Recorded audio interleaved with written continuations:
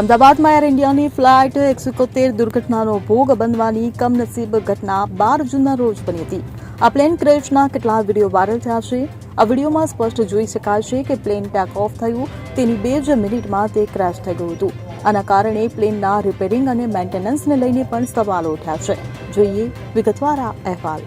આ પ્લેનમાં દિલ્હીથી અમદાવાદ ઉતરેલા પેસેન્જરનો વિડીયો વાયરલ થયો છે. તેણે જણાવ્યું કે આ પ્લેન લંડનમાં હતું ત્યારે તેનું એસી પણ ચાલતું ન હતું અને બીજી ઘણી તકલીફો હતી. તેના કારણે પ્લેન લંડનથી મોડું ઉપડ્યું હતું. લાંબા અંતરની ફ્લાઇટ માટે રિપેરિંગથી લઈને પ્લેનની જાળવણીના બધા ધારાધોરણોનું પાલન કરવાનું હોય છે.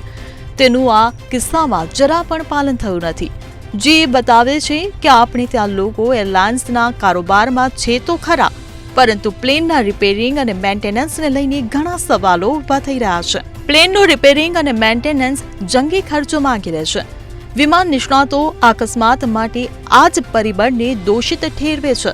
ઉલ્લેખનીય છે કે એર ઇન્ડિયા પહેલા સરકારી કંપની હતી. અગાઉ પણ તેની કામગીરીને લઈને ઘણા સવાલો ઊભા થઈ ચૂક્યા છે.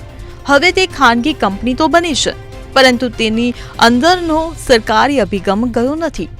હોતા હે અને ચલતા હેની નીતિ જ ચાલ્યા કરે છે. ત્યારે આ દુર્ઘટનાએ હજી પણ બધું પૂરું થયું નથી. ભારતની બીજી ઘણી એરલાઇન્સ આ રીતે પ્લેનની મેન્ટેનન્સમાં બાંધછોડ કરે છે. આ દુર્ઘટના ભલે એક બની, પણ આવી બીજી દુર્ઘટનાઓ રાહ જોઈને જ ઊભી છે.